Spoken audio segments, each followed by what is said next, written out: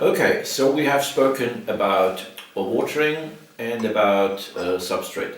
May I add a bit more about substrate?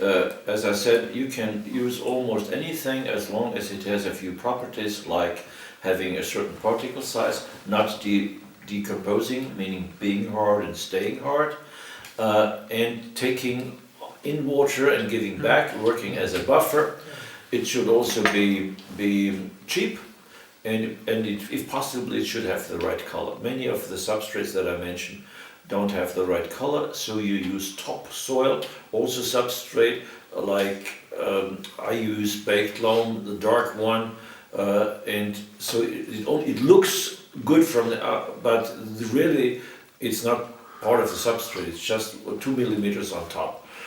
You can use charcoal as part of the substrate, by the way, which is from wood. It's not coal, it's charcoal. In Germany you can get it in every gasoline station. In America, for some strange reason, not at all. It's very cheap and very effective, also to fix some trees when they fall over in the pot. So it's your imagination. You can use, if you find new ones, there is probably many more substrates that are possible. Watering, any fool can water. When I'm away, my wife waters, okay. But that means really you don't need to give too many instructions. The person who waters does not really have to know every tree and understand about trees. Just water until everything is wet and then water a bit more. That's what my wife does, and she does this very well, and this does not take a lot of individual thinking. But of course you can underwater. Now feeding. Feeding is something that a lot of people more or less know about, but don't do so much. I often ask this question: how often do you feed? And then they say, well, once or twice a year. That usually means never. Because you can actually get away with not feeding your tree for 2 or 3 years. It's not good, but your tree does not die, because a tree does not, by the way, get its energy from feeding. It gets its energy from assimilation through the foliage, through and the needles, and that's where he gets the energy from. And the feeding is only to give a few things, minerals, hormones, and what have you, so that this assimilation and is helped, and the tree lives better. But it can live for quite a while without feeding. And as I said before, normal regular tap water contains a lot of minerals, so it is already feeding. Okay.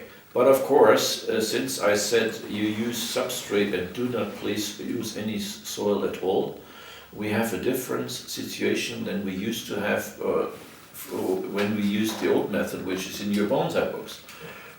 Your bonsai books tell you be careful with feeding, because you can overfeed, burn the roots, and you should take organic feed. You should do all sort of cakes, soy meal cakes, fish cakes, what have you. And there are all these formulas about feeding.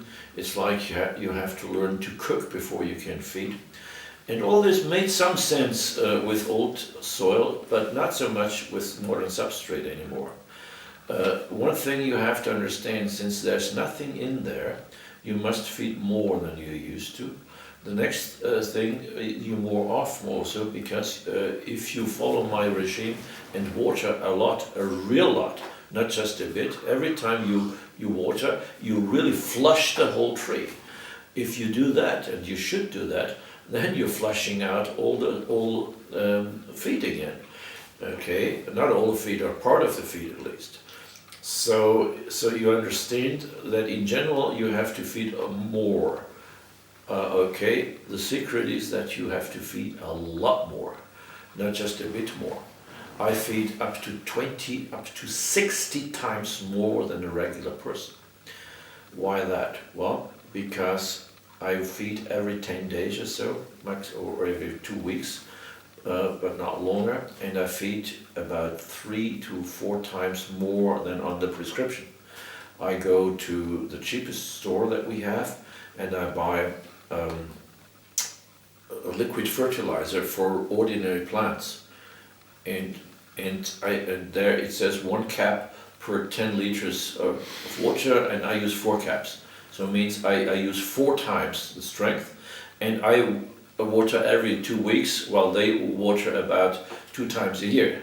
So now you can imagine that it's at least 20 times more than an ordinary person. In addition, I also water organically. I would prefer, by the way, to feed organically only because that's the best for trees. Only problem is that it does not work always. It does not work when it's cold. Like, for example, if it's below 12 degrees Celsius, it doesn't work. It also feeding in general is not very good when it's very hot. In some countries it's over 35 degrees Celsius for a few weeks. Don't feed during that time, be careful. Anyway, organic fertilizing is throwing something at the trees that smells. That is some organic thing that's decomposing and that's somehow being made into fertilizer that the plant can take in. Now, who does that? Well, it's little creatures like bacteria, like fungi and like worms, and they all together, they work and create out of this organic material particles that the tree can take in and live off. But they can only work when it's warm and when it's moist. Now, that is only the case in my climate, like beginning of May, all summer and until about the end of August. Okay, so this is the time period when you can and should use organic. Before and after, it doesn't help because it will not be made into smaller particles because all these creatures are not active anymore. So my feeding scheme is like this. I start by end of March, beginning of April with organic feeding and do that every two weeks, and feed full strength everything, like small trees, big trees, recently repotted trees, collected trees. Only sick trees I'm careful. If a tree is clearly sick, I try to not feed too much. Otherwise, don't care, just feed.